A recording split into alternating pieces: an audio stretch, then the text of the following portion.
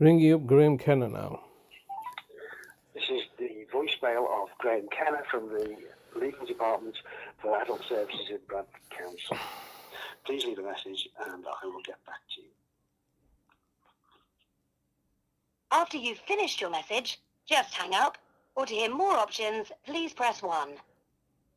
Yes, hello, Mr. Kenna. It's Mr. Hussain here, once again, leaving yourself another daily message as usual, which I've been leaving, I believe, since the 10th of October 2023. Today is the 2nd of June 2024.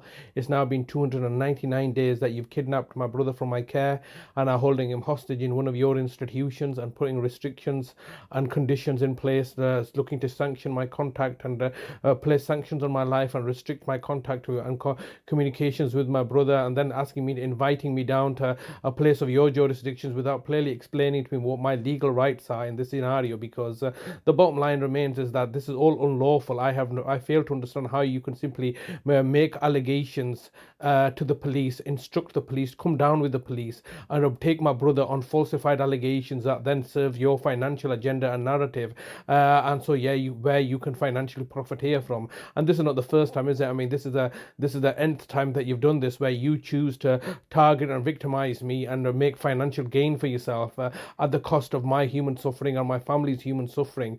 I've asked you some very basic questions: under what legal framework that you've used to take my brother, and you've given me some gobbledygook of all deprivation or liberty safeguards. What do you mean deprivation or liberty safeguards? You made allegations.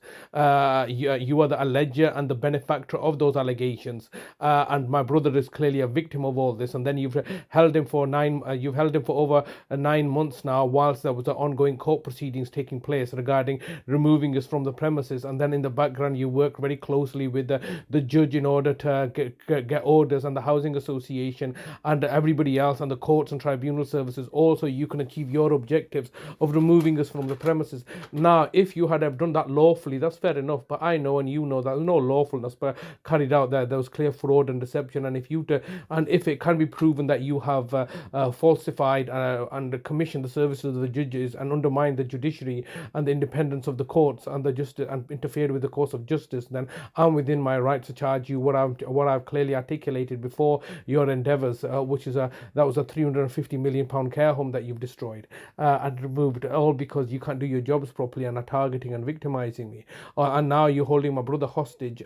Luckily, I've managed to speak to him with a great deal of effort on my part, and he's explained to me that he's okay, but he's been tortured in your care and custody. The allegations that he's made to me, if equally the allegations were made against me, obviously I would be in prison right now. My brother never made any complaints in my care and custody. However, he's been complaining consistently and quite clearly. That's not just evidence by myself. I want to know when he's been complaining, what he's been saying, because you should have this documented. All you're going to do is say, no, you need to trust us. We got a care quality commission care home, and therefore it must be meeting the criterion tick box exercise, and therefore we are exonerated from any wrongdoing. But the wrongdoing you're not exonerated from, because my brother does not lack mental capacity. It's quite clearly been proven that he does not lack mental capacity. Is anybody saying otherwise is quite clearly fraudulent and criminal and acting with disdain and contempt towards us.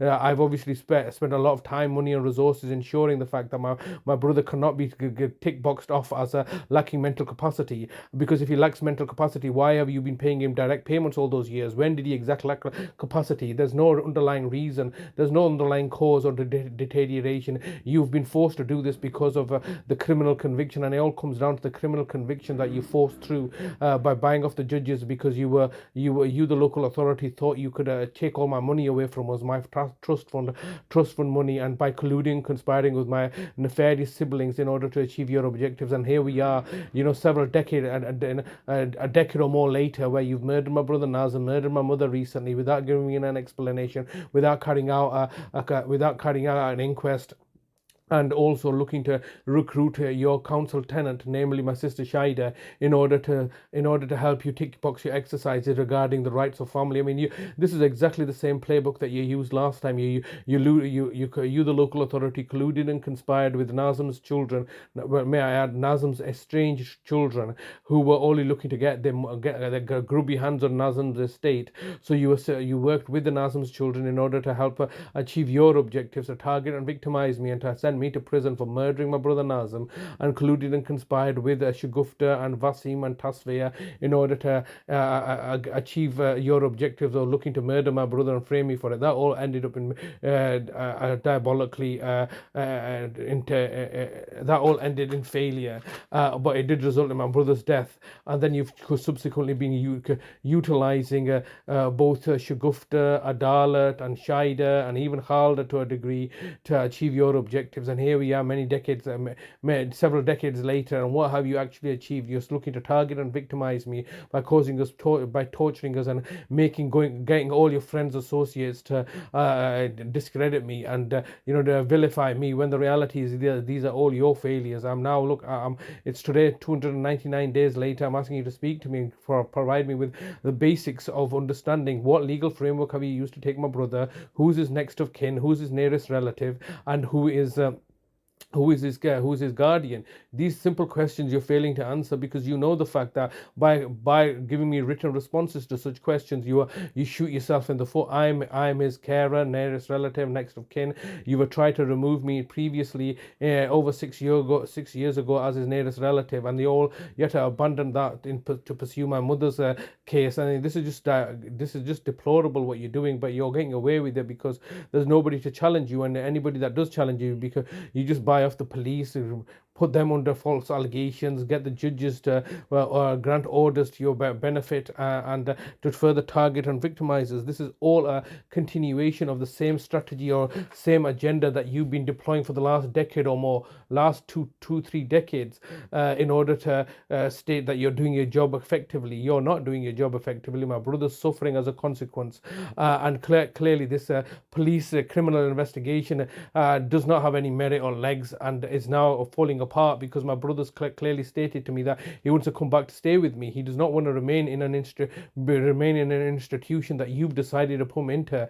This is completely ridiculous. You have no alternative but to return him to me, and you're now refusing to do so and are going to do something terrible and villainous as you normally do. This is a clear strategy and a pattern of behavior where you feel that where you are losing or failing, you do something terrible, and that terrible thing is either done to me or my loved ones.